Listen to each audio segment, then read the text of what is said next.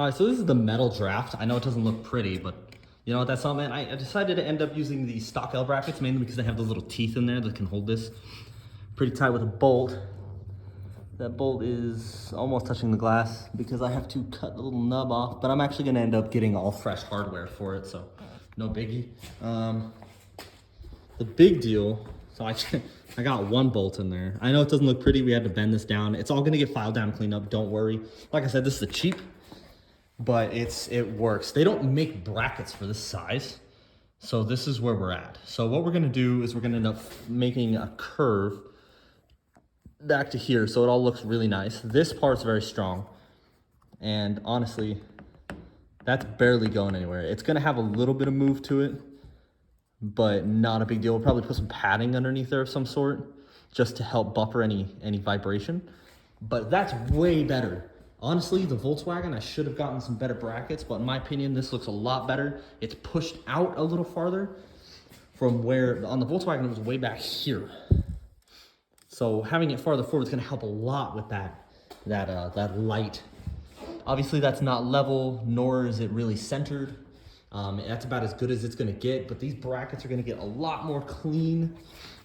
I'm gonna do like a line so that it kind of tapers down to this bracket and cut this off, of course, round it all off, make it look pretty, paint it the same color, blend it really well. As you can see, there's kind of a little dip there. I'm gonna get rid of that. Get a nice shiny bolt, of course, paint it all black, and put another bolt on there. But that is relatively strong. It's enough to hold it on the one side right now, and it's even a little too high on this side. But I think the distances are gonna be good to go. So let me just do some more measurements. If I have to move this, I can. That's a nice thing. I can drill another hole and put a little farther back. But yeah, that's solid right there. I can move the whole car back and forth with that because it's pretty decent steel, and it's mainly resting on the car. I do have some stuff that I can put on there, like it's like RV sealer. It's got a stick-on back, so I can stick it on the back of this and make sure that it's not gonna hit the window or anything like that. So I'm thinking this is looking pretty good. Honestly, take a look at that. That looks pretty mint. And on this side, it allows, if the bracket is going through and gonna mount to here, I can actually take that along here and actually bring it right into the cab right there. So I can actually mount it to the bracket and zip tie it down so that you won't even see that. All of it's gonna get painted, cleaned up, filed down. I didn't even mean to gouge up this side like I did. It just kind of happened with the bolt. I zinged it in too fast and ended up damaging that. None of it's gonna be seen anyway. It's gonna look like that. Yes, there's a hole there. Honestly, just for the sake of using and making it look like my work is true, I might actually use the side with the bolt on this one, just so that it looks like it's supposed to be there. You know, just so it looks factory, and the rain rail's still intact here. As long as this rain rail kind of gets pushed back up with the sealer, I think we'll be okay. Other than that, so I'm finally done. It's been like 3.5 hours, and I'm finally got the light bar on. So the only thing I'm not proud of here is the mounting. So the hardware and the brackets look pretty decent. Obviously, they need paint. I'm gonna use a texture paint. I'm gonna tie it all together. They're not gonna look beautiful, but you know what? They get the job done. Actually, with some good paint, I don't think anybody will notice that they're not even professionally made. But what needs to be done is getting rid of these. These are holding it over here quite well. But on the other side, they are falling off. They are just not grabbing onto that sheet metal. I'm just gonna have to kind of rivet. I'm just gonna have to rivet. Honestly, I'd rather rivet it on there than not. So this one's on there, and rivets are gonna look a lot cleaner. I'm gonna be able to hide them a lot better. I'm gonna be able to clean up the area a lot easier.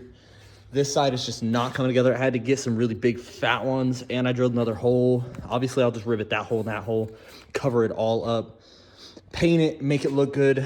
But for right now, because I don't even own rivets. I don't have a rivet gun. This is just how it looks like. It honestly looks pretty good. It's level. It's actually pretty centered. I'm off by maybe 1/4 of an inch, if even that.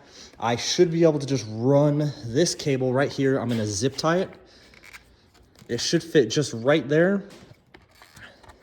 I should be able to just fit it down through there. I'm gonna zip tie it to there.